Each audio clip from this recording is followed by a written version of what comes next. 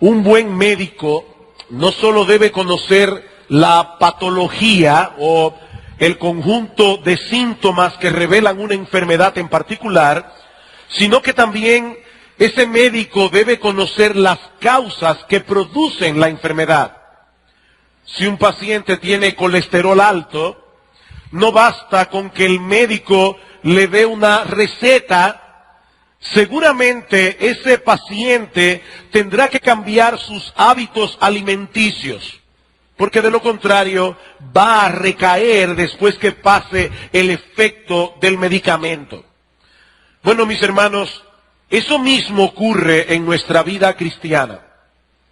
No basta con saber cuáles son los síntomas que pueden estar revelando el inicio de un proceso de decadencia espiritual, como vimos el domingo pasado. Nosotros debemos conocer también cuáles son las causas que provocan ese estado y así poder cuidarnos en una forma apropiada.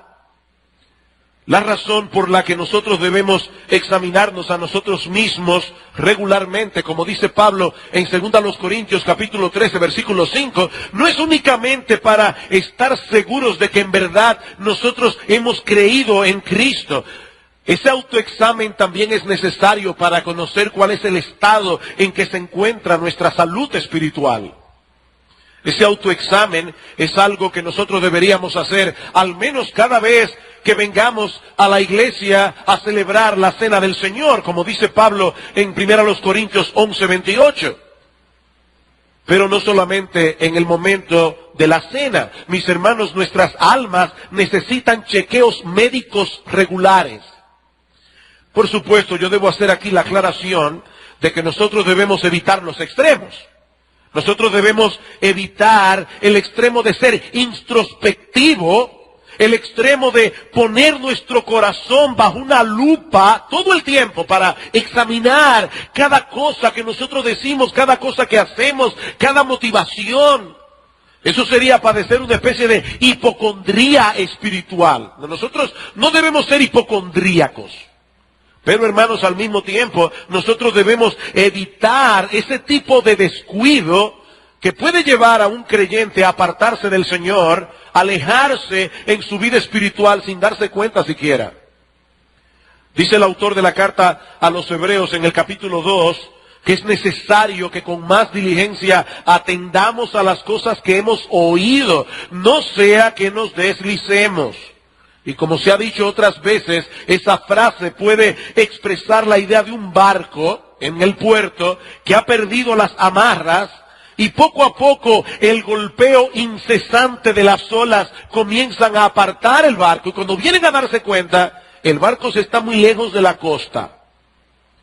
Queridos hermanos, el hecho de que la salvación sea segura no quiere decir que nosotros debamos ser ligeros y descuidados espiritualmente. Pablo dice en Filipenses capítulo 2 que nosotros debemos ocuparnos en todo lo concerniente a nuestra salvación con temor y con temblor.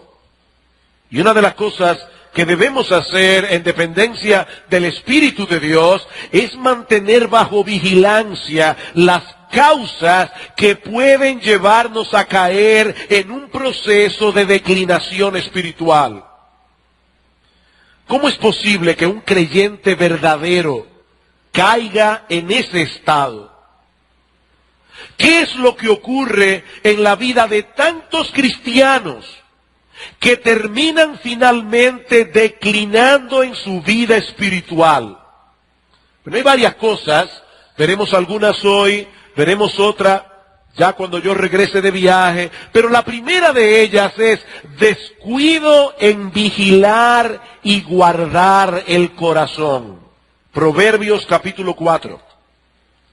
Libro de Proverbios, capítulo 4. Primera causa de declinación espiritual: descuido en vigilar y guardar el corazón.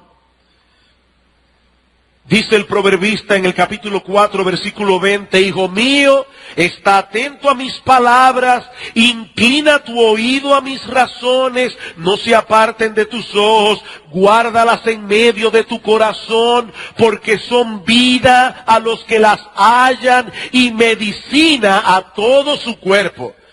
Evidentemente lo que este padre le está diciendo a su hijo es: hijo mío, lo que te voy a decir ahora es de extrema importancia. Guarda esto en tu corazón.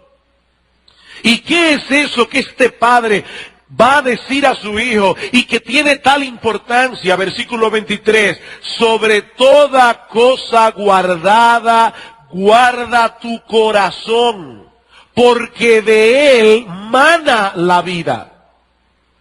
Todos nosotros sabemos aquí que el corazón es una parte vital de nuestra vida física. Cuando el corazón deja de latir, el hombre muere. Así que nosotros podemos decir, sin ser exagerados, que cuidar el corazón es cuidar la vida.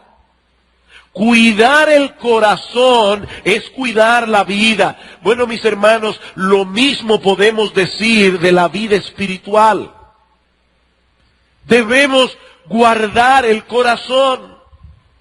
Debemos cuidar las arterias que llevan la sangre al corazón, porque de él mana la vida.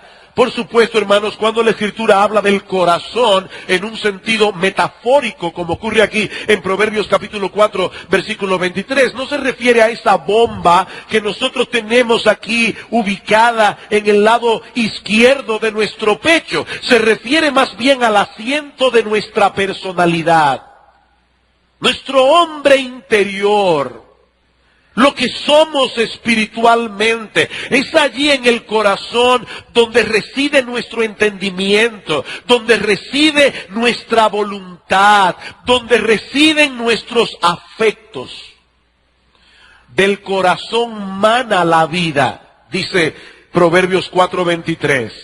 Es del corazón que surgen nuestros pensamientos, nuestras decisiones, nuestras acciones, nuestros sentimientos. Por eso se nos manda en la Escritura a poner toda diligencia en guardar el corazón. Debemos poner en esa tarea todo nuestro empeño. Dice el autor de Proverbios, más que el empeño que tú pones en cuidar o guardar cualquier otra cosa. Hermanos, muchas veces nosotros decimos con la boca que apreciamos algo. Nuestros hechos dicen todo lo contrario. Por ejemplo, ¿cuántas personas de buena posición social tienen sus joyas bien guardadas en casa? Muy bien guardadas. Yo me pregunto cuántas personas le dan a las personas del servicio la llave donde está la caja fuerte o la combinación de la caja fuerte donde ellos guardan sus joyas. Supongo que nadie lo hace. ¿Cuántas personas dejan en manos de personas desconocidas prácticamente la vida de sus hijos? ¿Cuántas madres dejan a sus hijos en manos de otras personas? Ahora, si usted le pregunta, ¿qué es lo más importante de tu vida, tus joyas o tus hijos? Evidentemente va a decir, no, mis hijos. Pero no es lo que nosotros decimos con la boca, es lo que nosotros hacemos. Es lo que nosotros hacemos. Ustedes recordarán aquella famosa historia que creo escribió Rabindranath Tagore, un escritor hindú que ganó el premio Nobel hace unas décadas atrás. Rabindranath Tagore compuso una historia donde habla de una mujer viuda que al morir su esposo y quedar completamente en la indigencia, decide irse al desierto con su hijo a morir.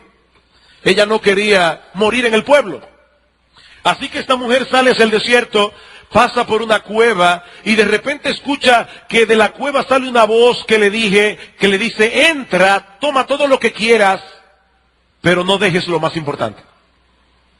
Ella entra a la cueva y la cueva estaba llena de joyas.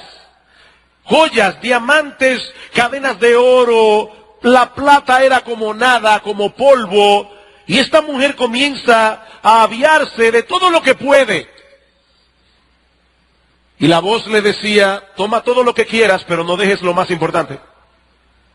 Pero llegó un momento ya que la mujer no podía más, así que puso a su niño ahí al lado y siguió echándose cosas en los bolsillos, cuantas cosas pudo, y la voz le decía, apúrate, la puerta de la cueva se va a cerrar, puedes tomar todo lo que quieras, pero no olvides lo más importante. Ella siguió como una loca tomando joyas hasta que de repente comenzó la puerta a cerrar y esta mujer por fin pudo salir a tiempo.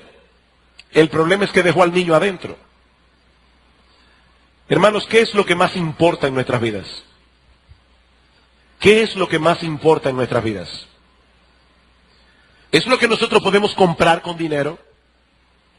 Bueno, dice el autor de Proverbios, yo estoy seguro que tú tienes cosas que tienes bien guardada en tu casa, tu pasaporte, tus joyas, tus documentos. Sobre toda cosa guardada, guarda tu corazón.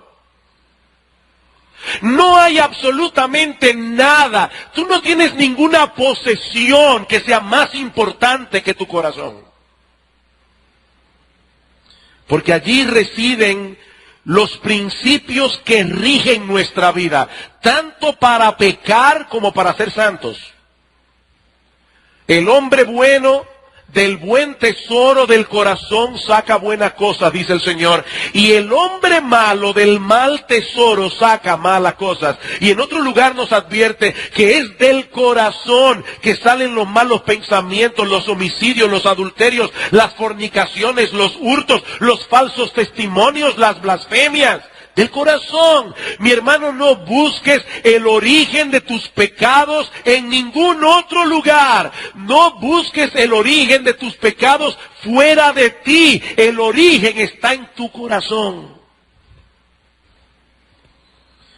Pero es allí también donde opera la gracia redentora de Cristo, restaurando y purificando el corazón, de tal manera que ese sentido de autodependencia que nosotros tenemos es sustituido por la fe.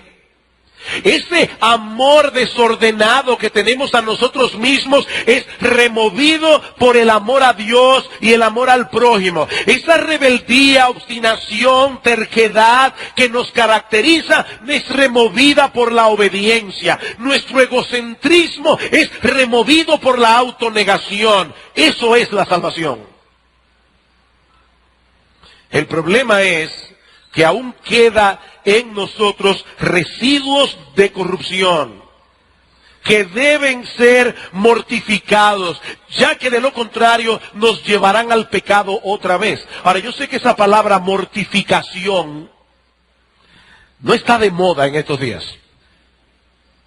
Esa es una palabra que ya ni suena en las iglesias evangélicas, mucho menos en el mundo.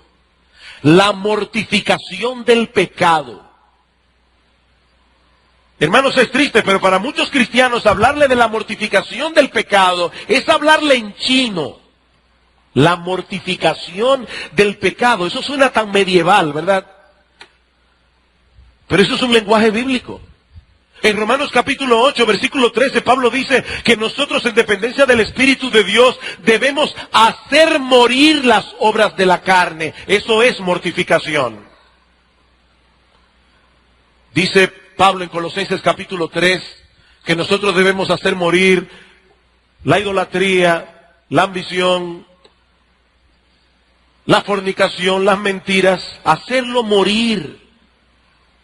Y para poder hacer eso, hermanos, nosotros debemos vigilar de cerca nuestro corazón.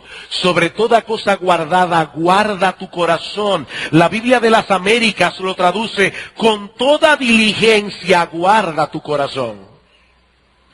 Comentando acerca de este pasaje, dice George Lawson, un huerto descuidado no estará tan lleno de cizaña como un alma descuidada lo estará de pensamientos vanos y pasiones exorbitantes que Dios aborrece y que son peligrosas para nuestra felicidad, para nuestra paz, para nuestra firmeza y para nuestra estabilidad. Aquellos que les gusta trabajar en el jardín, saben que las malas hierbas no solamente afean el jardín. Ese no es el único problema. Es que las malas hierbas consumen la fuerza y el vigor de las plantas que han sido sembradas allí. Bueno, mi hermano, yo quiero que tú visualices tu corazón como un jardín.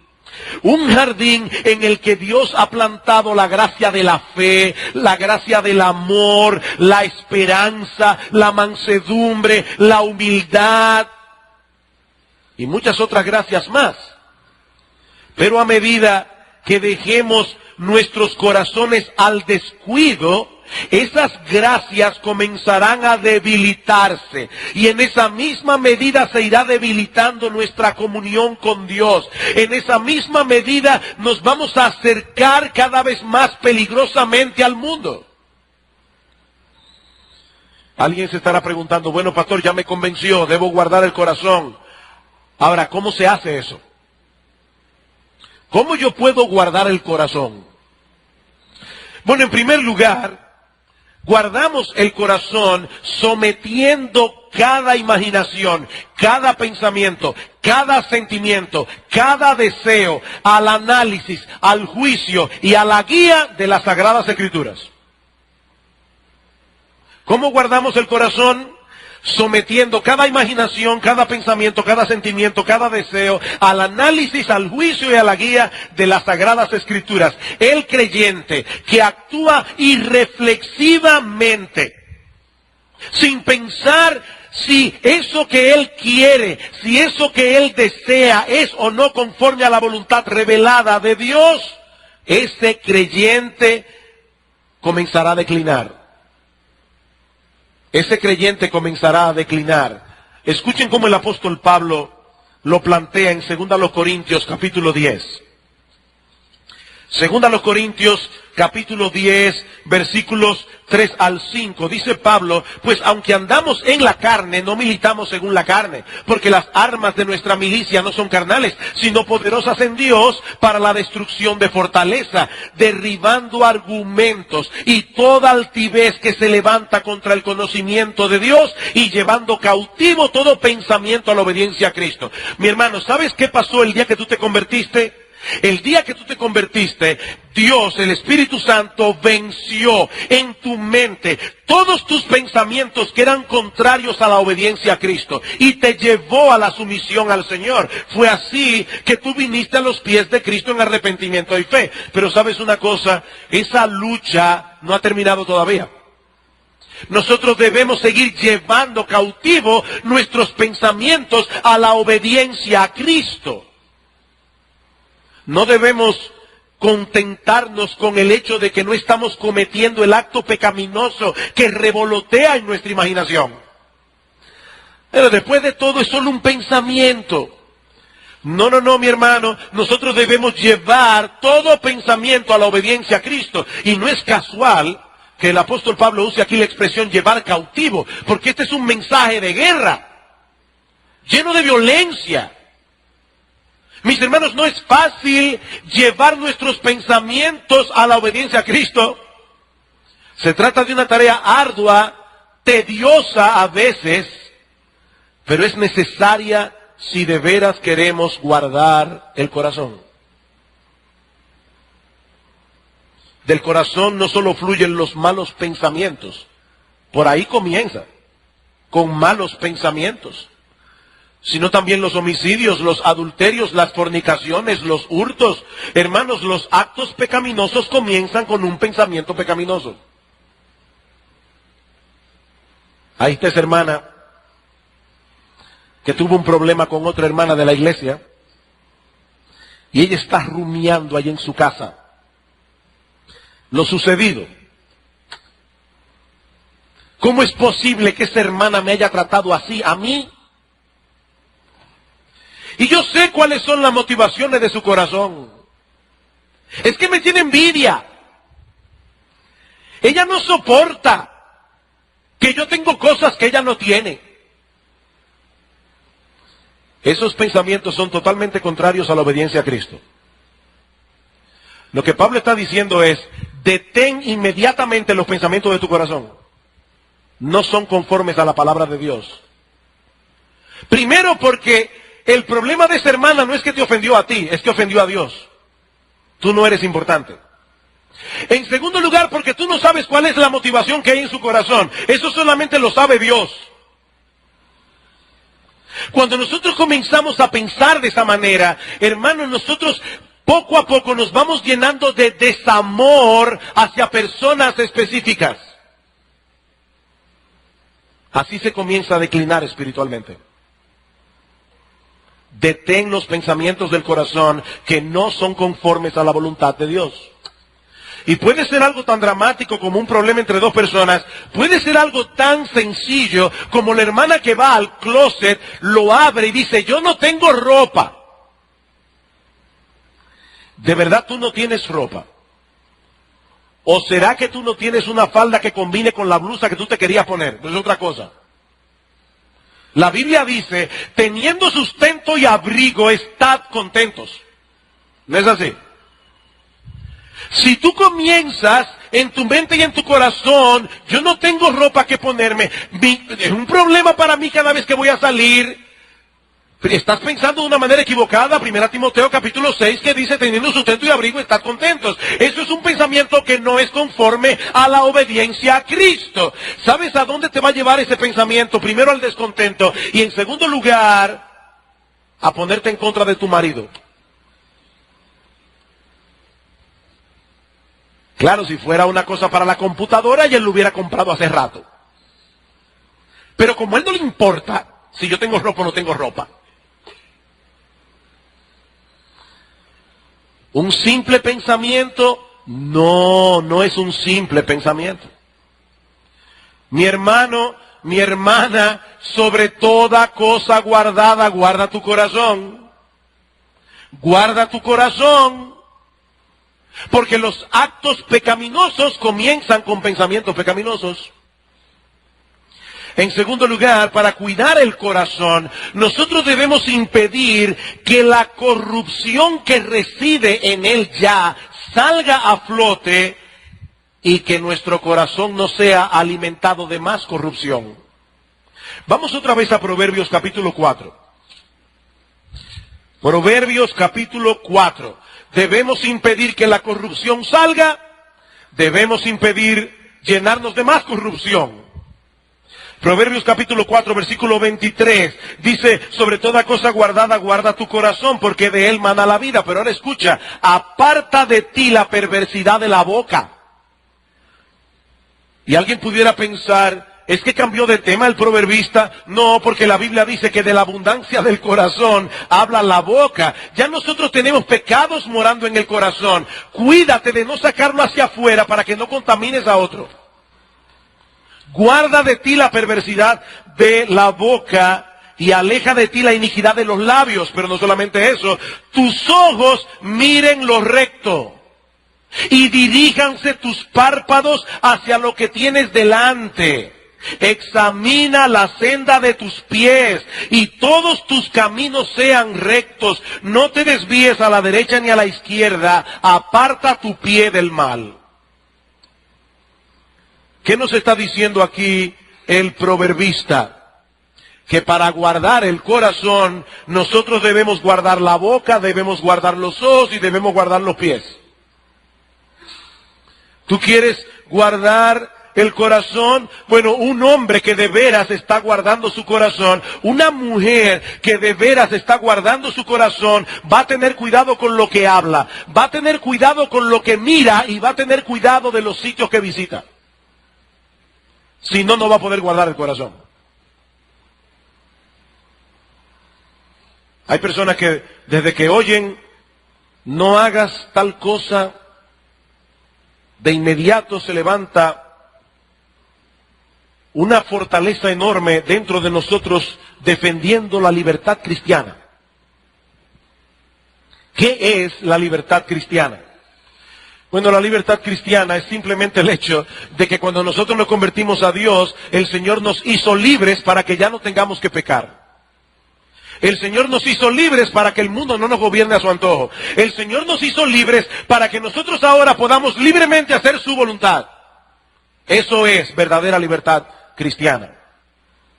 Y todo cristiano debería hacer una evaluación honesta y objetiva de sí mismo. Porque es posible que haya un lugar que al cristiano A no le es de ningún problema, pero al cristiano B, por la forma como vivió antes de conocer a Cristo, ese lugar que es inocente y neutral para el cristiano A, para él es un problema. Y debe decir: yo no critico a los que van, pero yo no puedo ir. Yo no puedo ver eso. Yo no puedo oír eso. ¿Saben una cosa, mis hermanas queridas? Todas esas revistas Vanidades, ese nombre es fantástico. Vanidades. Hola. Todas esas revistas tienen una meta. Primero, llevarte a vivir la vida de gente que a ti no te importa. Segundo, sembrar descontento en tu corazón. De tanto ver la vida del jet set, y que van aquí, que van allá, y tú no puedes ni siquiera pagar un carro público, un taxi para ir a Baní. ¿Ustedes creen que eso es inocuo? No, eso no es inocuo. Yo no estoy diciendo, en la iglesia bíblica del Señor Jesucristo los pastores prohíben leer vanidades. Yo no estoy diciendo eso. Lo que yo te estoy diciendo, mi amada hermana, es que tú debes ser honesta, tú debes ser objetiva y preguntarte qué efecto están causando esas cosas en tu corazón.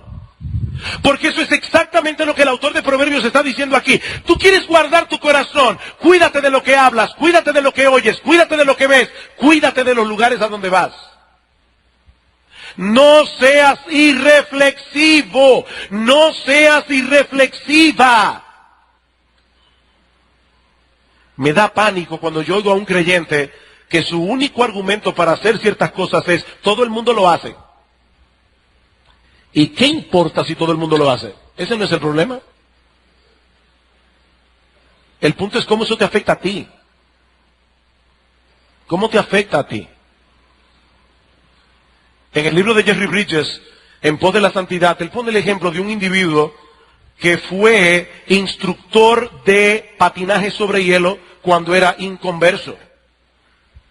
Y él dice francamente: cuando yo era instructor de patinaje sobre hielo, yo buscaba todas las maneras habidas y por haber para poder tocar a las muchachas a las que yo le estaba dando instrucción. Y saben que eso fue algo tan impactante en su vida que tuvo que dejar de patinar. ¿Es el patinaje sobre hielo un pecado? No, lo más que te puede dar un buen estrellón si tú no sabes hacerlo. No es pecaminoso. Pero en la vida de ese creyente, él fue lo suficientemente honesto como para saber que para él era un problema. Claro, ¿cuál es el problema de los que tienen problemas? Que a veces entonces hacen una lista. Todo el que patina sobre hielo es un carnal. No, para ti es un problema. No necesariamente para el otro. Así que el asunto aquí no es hacer una lista. El asunto es guardar el corazón. Guardar el corazón. Un texto para poner encima de la televisión. Hice pacto con mis ojos, dijo Job. ¿Cómo pues había yo de mirar a una virgen? Fantástico para poner frente a la pantalla de la computadora y del televisor. ¿Tú quieres guardar tu corazón? Cuídate de lo que ves. Cuídate de lo que oyes. Hace muchos años una persona vino donde mí y me dice: oye, déjame contarte una conversación desagradable que tuve con fulano de tal. Yo le dije: ay, mira, por favor, de verdad, no me la cuentes. No me la cuentes. demasiada corrupción y basura tengo yo ya en mi corazón para meterle más. Es que tengo que desahogarme, me dijo. Yo le dije, mi hermano, desahógate con Dios, Él no peca, yo sí. Desahógate con Dios. Mis hermanos, nosotros vivimos en un mundo enemigo. Nosotros somos como esos soldados que están pasando por encima de un campo minado. Muchas veces el mal no se ve a simple vista. ¿No? Satanás es un estratega de muchos años de experiencia. Por eso la advertencia del apóstol Pedro dice, él anda como león rugiente buscando a quien devorar. Él sabe cómo hacerlo. Él sabe cómo hacerlo. En tercer lugar, para cuidar el corazón, nosotros debemos orar fervientemente a Dios por purificación. ¿Qué dice el salmista? ¿Quién podrá entender sus propios errores? Líbrame, Señor, de los que me son ocultos. Líbrame, Señor, de los que me son ocultos.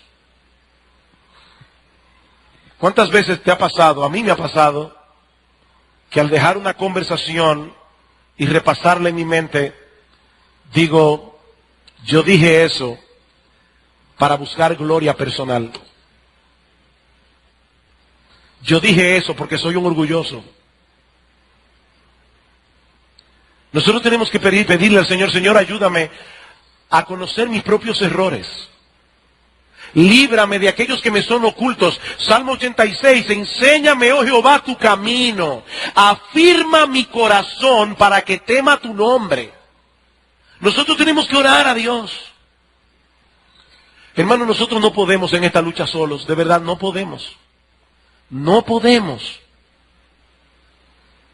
Así que la primera causa para el deterioro espiritual es el descuido en vigilar y guardar el corazón. Otro paso que conduce a la decadencia es descuido en nutrir y desarrollar las gracias espirituales del alma.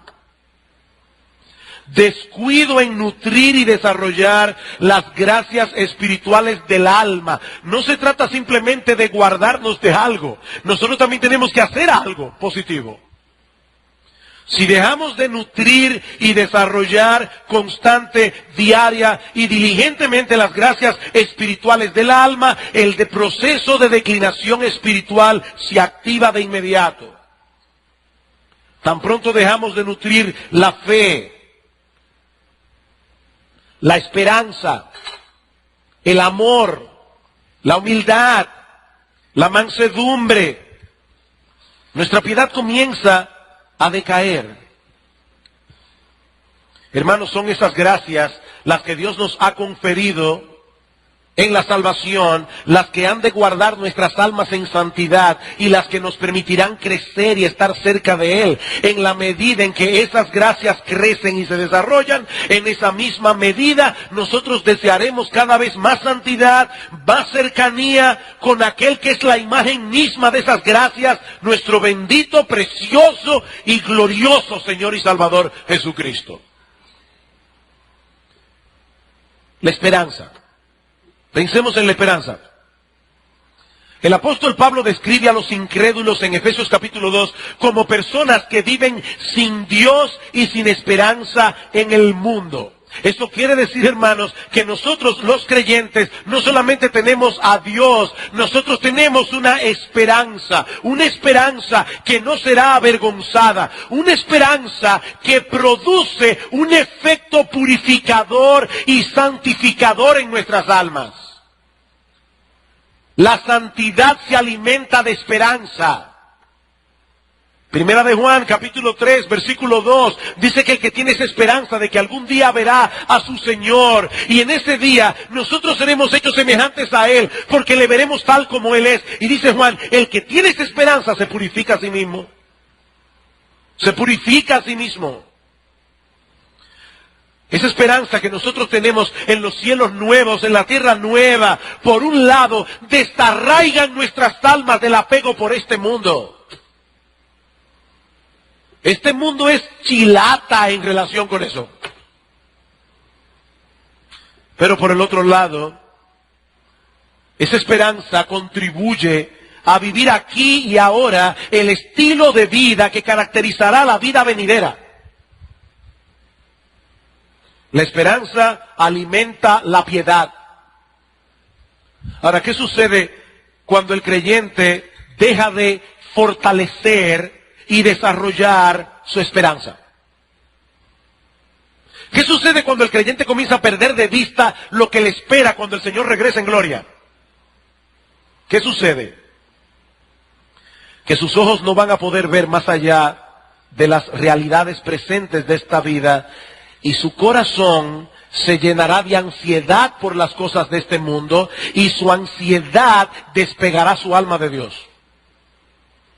Fíjense el proceso. Dejo de ver la esperanza, comienzo a poner mis ojos en las cosas de este mundo, eso llena mi corazón de ansiedad. Un corazón ansioso no puede recibir la palabra predicada. Providencialmente el hermano Joris leyó en el día de hoy porque tocaba Mateo capítulo 13. ¿Qué dice el Señor en Mateo 13:22? Dice que el afán de este siglo, el engaño de las riquezas, ahogan la palabra, la hacen infructuosa.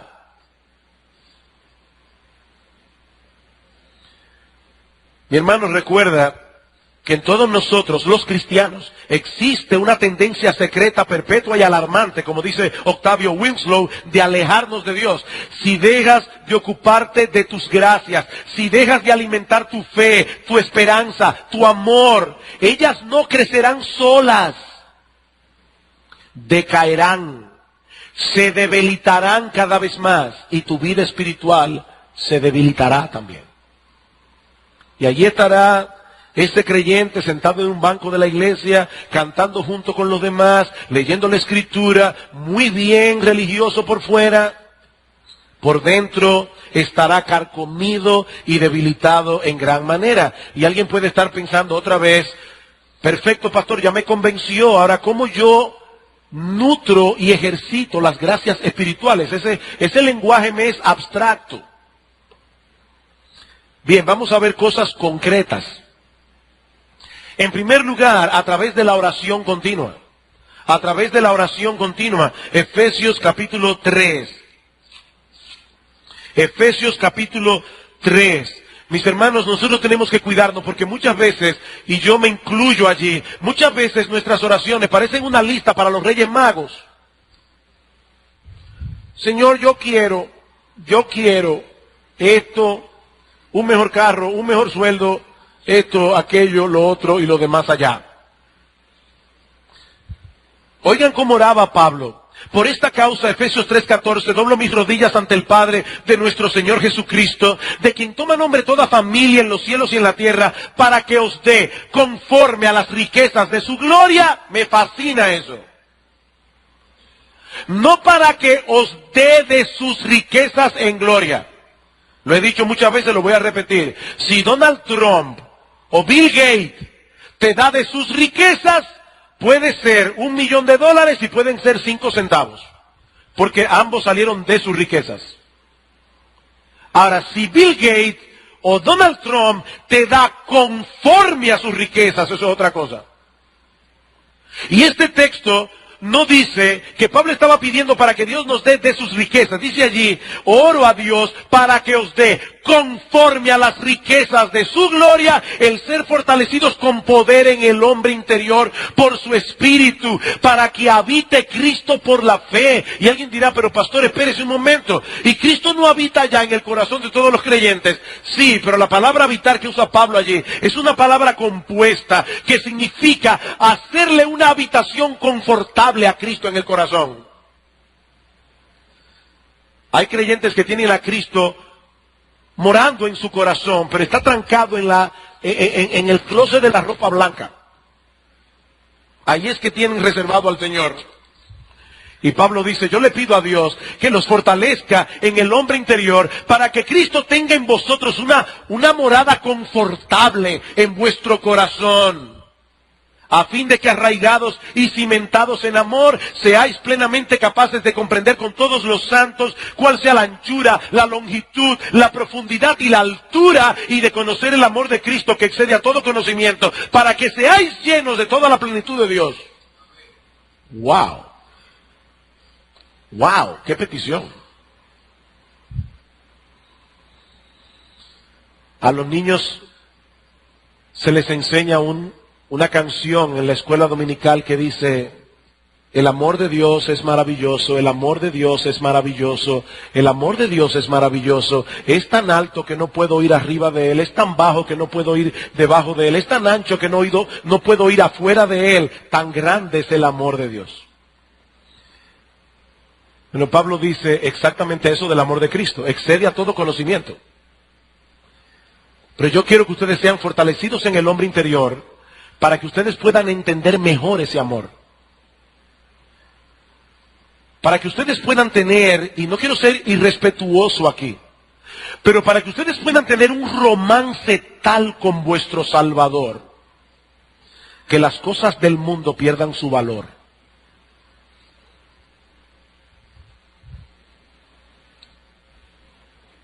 Mis hermanos, la Escritura nos enseña que Dios es para nosotros una fuente inagotable de poder y de vigor espiritual. Por lo tanto, es a Él que nosotros debemos acudir constantemente en oración, procurando obtener esa fuerza y ese vigor que solo proviene de Él. Nosotros no podemos por nosotros mismos. Pablo está preocupado por la vida de piedad de estos creyentes. Y oigan lo que pide por ellos.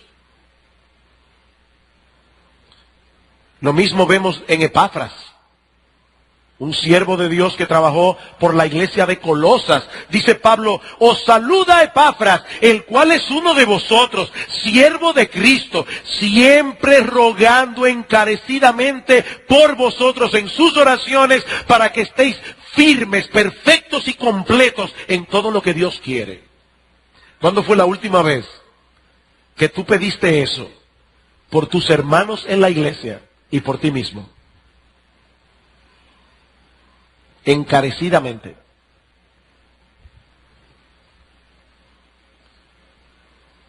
Nuestras oraciones revelan aquello a lo que nosotros le damos importancia. ¿Qué revelan tus oraciones? ¿A qué tú les estás dando importancia? ¿Manifiestan tus oraciones un genuino deseo y anhelo por la justicia de Dios en tu vida? Estamos rogando encarecidamente porque aquel que comenzó en nosotros la buena obra la perfeccione. Estamos orando porque nuestro amor abunde aún más y más, o porque seamos llenos de frutos de justicia que son por medio de Cristo para gloria y alabanza de Dios. Los que conocen su Nuevo Testamento saben que estoy citando textos del Nuevo Testamento. Esas son las oraciones que aparecen en el Nuevo Testamento. ¿Qué dice Santiago? Ustedes no tienen lo que quieren porque no lo piden.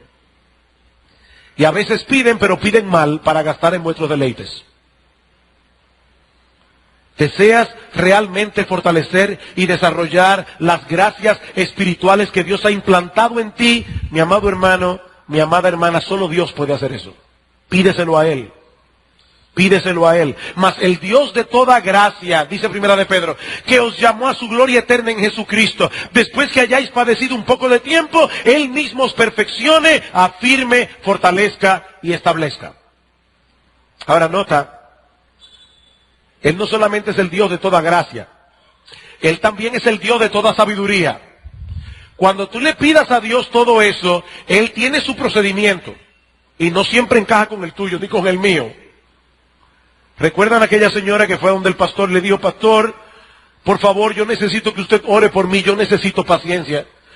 Yo me impaciento mucho con mi esposo, me impaciento mucho con mis hijos, yo necesito paciencia. Muy bien, hermana, vamos a orar. Señor, yo te ruego, te suplico que traigas problemas a la vida de esta hermana, dificultades, tribulaciones. La hermana se espantó.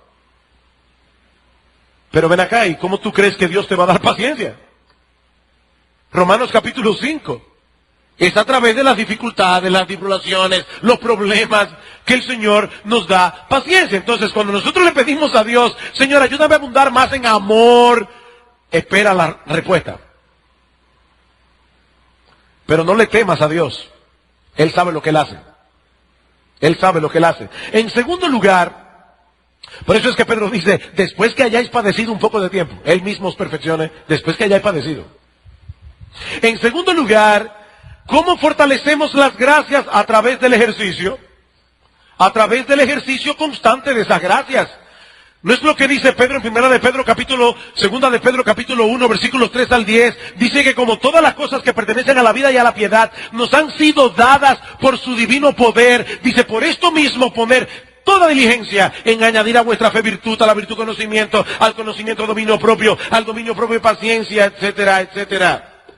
Ejercítate. ¿Qué le sucede a un levantador de pesas que de repente deja de hacerlo? O que con el tiempo ese cuerpo firme, robusto, musculoso, comenzará a debilitarse y los músculos comenzarán a ponerse flácidos.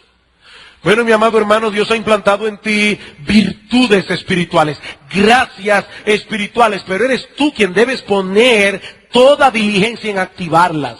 Eres tú quien debes poner toda diligencia en dependencia del Espíritu de Dios en ejercitar esas gracias. Cuando tú pones tu vista en las cosas de arriba, no en las de la tierra, estás fortaleciendo tu fe. Cuando tú alimentas tu mente con las promesas de Dios y buscas en ella el consuelo en medio de la aflicción, estás fortaleciendo y alimentando la esperanza. Cuando decides preocuparte por los hermanos de la iglesia y servirles sacrificialmente, sobre todo aquellos que no te caen muy bien, estás fortaleciendo tu amor. Cuando decides responder como Cristo, cuando era ofendido, vejado, escupido, golpeado, y tú decides responder como Él respondió, estás fortaleciendo tu humildad, estás fortaleciendo tu mansedumbre. Y así podríamos ir una gracia tras otra. Alguien dijo una vez, uno de los misterios de la redención es que todos los deberes son gracia. Y a lo que yo añado, y todas las gracias son deberes. Todos los deberes son gracias. Todas las gracias son deberes. ¿Cómo así? Bueno, por ejemplo, Pablo dice en su palabra que todo hombre debe arrepentirse. ¿No es así? Así que el arrepentimiento es un deber. Pero solamente se arrepienten aquellos a quienes Dios les da la gracia. Es un deber y es una gracia. Ahora, cuando Dios nos da la gracia para arrepentirnos, Él no se arrepiente por nosotros, soy yo que me arrepiento. Cuando Dios me da la gracia para creer, Él no cree por mí, soy yo el que creo, el que deposito mi fe. Y así sucesivamente. El creer es una gracia que Dios concede, pero somos nosotros los que creemos. Dios ha derramado en nosotros su amor. Es una gracia. Pero somos nosotros los que amamos. Y en la medida en que ejercitamos esas gracias, siendo responsables en ponerlas a funcionar, estas gracias se desarrollan y se fortalecen. Así que las gracias son fortalecidas a través de la oración, a través del ejercicio continuo, pero sobre todo y por encima de lo demás, y esto es muy breve, esas gracias son alimentadas y fortalecidas con Cristo mismo. Con Cristo mismo. Ya nosotros vimos eso en el primer sermón. Las gracias que Cristo ha implantado en nosotros son suyas.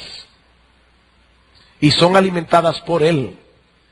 Nosotros estamos vivos espiritualmente porque Cristo nos comunicó su propia vida.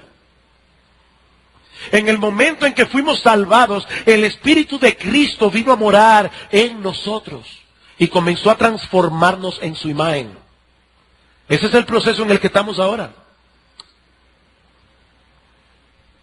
Ya no vivo yo, mas vive Cristo en mí. Y lo que ahora vivo en la carne, lo vivo en la fe del Hijo de Dios, el cual me amó y se entregó a sí mismo por mí. ¿Cuáles son esas características de Cristo que el Espíritu de Dios está forjando en nosotros? El fruto del Espíritu: amor, gozo, paz, paciencia, benignidad, bondad, fe, mansedumbre, templanza. Cristo es eso perfectamente. Nosotros no. Estamos creciendo en eso. ¿Y qué tenemos que hacer? Alimentarnos de Cristo por la fe. Alimentarnos de Cristo por la fe. ¿Qué quiso decir el Señor cuando le dijo a los judíos: yo soy el pan de vida, el que come mi carne y bebe mi sangre tiene vida eterna? Evidentemente no estaba hablando del ritual de la misa. Ni siquiera estaba hablando de la Santa Cena. El que cree en mí tiene vida eterna. Dices en ese mismo texto, es creer en Él, creer en Él. Pero hermanos, ¿saben una cosa? No es creer en Él para conversión solamente. Por fe andamos, no por vista. Es que nosotros debemos vivir la vida cristiana depositando nuestra fe en Cristo todo el tiempo, todo el tiempo, todo el tiempo. Fe en Él, fe en Él. Es por medio de la fe que nosotros debemos ver su gloria. Es por medio de la fe que nosotros debemos verle como nuestro sumo sacerdote. Cada vez que pecamos: Señor, perdóname. Yo sé que por tu muerte en la cruz soy perdonado. Es por medio de la fe que yo debo ver a Cristo sentado en su trono como el Rey de Gloria, a quien yo debo obedecer, cuya voluntad yo debo someterme. Por fe, es por medio de la fe que yo veo a Cristo a mi lado, en medio de las dificultades, porque Él ha prometido: de aquí yo estoy con vosotros todos los días hasta el fin del mundo. Es así que nos alimentamos de Cristo.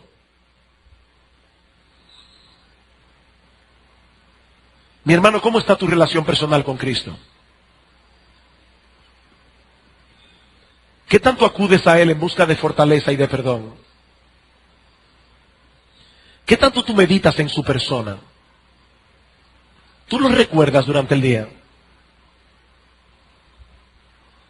¿Es dulce tu meditación en Él, como dice un salmo, perdón? ¿Qué tan consciente o qué tan conscientemente tú tratas de imitarlo a Él? ¿Qué tan conscientes estamos de su presencia en nuestra vida? El Señor está a nuestro lado.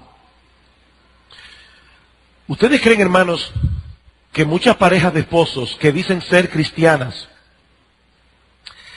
se tratarían como se tratan si estuvieran conscientes de que Cristo está en medio de ellos? Yo lo dudo. De verdad yo lo dudo. Es que olvidamos a Cristo. Olvidamos a Cristo. Bien, hermanos, en el siguiente sermón consideraremos otras dos causas de decaimiento espiritual. Por ahora solo quiero añadir que así como el reino físico tiene sus leyes, el reino espiritual también. No podemos ignorar la ley de la gravedad. Niños, nunca jueguen a ser Superman, porque se van a dar bien duros. No importa que tengan la capa. Nosotros no podemos violar la ley de la gravedad. Nosotros no podemos violar las leyes de Dios y pensar que no vamos a caer. Podemos tener por cierto que nos desviaremos de Dios si no cuidamos con diligencia el corazón, si dejamos de nutrir y desarrollar las gracias espirituales del alma, sobre todo nutriéndonos de Cristo. Y déjenme decirles algo importante. ¿Sabían ustedes que muchas veces el Señor se esconde de sus hijos? ¿Sabían eso? Hay momentos en que el Señor se esconde. Y el creyente viene a Él a orar y no lo percibe por parte.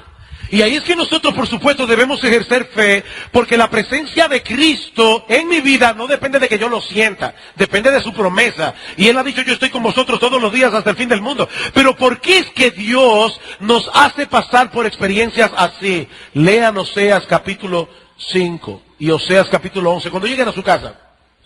¿Saben lo que dice Dios al pueblo de Israel?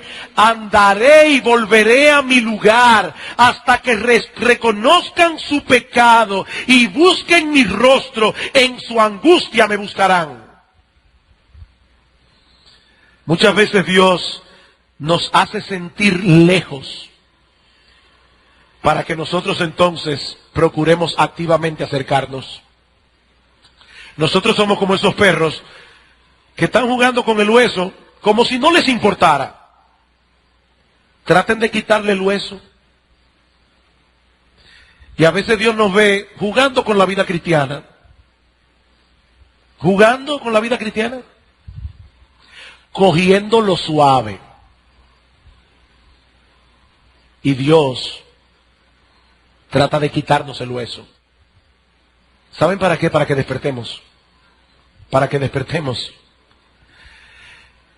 Mi hermano, mi hermana, y déjame decirte algo, cuando pases por esa experiencia, no cometas el error de querer tapar esa falta de Cristo en tu vida con cualquier otra cosa que no sea Cristo mismo. Porque el problema es que muchas personas se sienten lejos de Dios y entonces quieren sustituirlo. No, cuidado.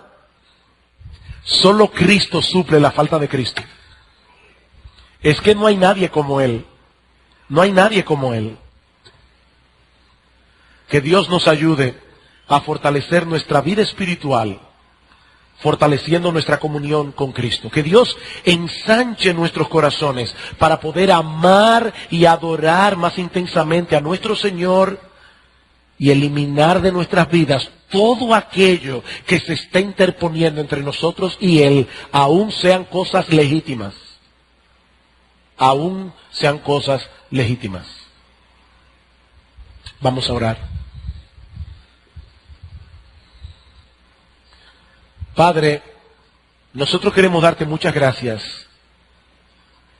porque tú no nos envías al mundo a vivir nuestras vidas cristianas en nuestras propias fuerzas o descansando en nuestras propias opiniones. Qué bueno, Señor, que nosotros tenemos tu palabra en nuestras manos. Señor, alabado sea tu nombre y alabado sea Cristo nuestro Salvador. Alabado sea nuestro bendito y precioso Señor. Que a Él sea toda la gloria, toda la honra y todo el honor. Señor, ayúdanos, ayúdanos para que los creyentes que estamos aquí no anhelemos ninguna otra cosa más allá que el deseo de vivir para Cristo y vivir con Cristo. En su nombre te lo imploramos. Amén.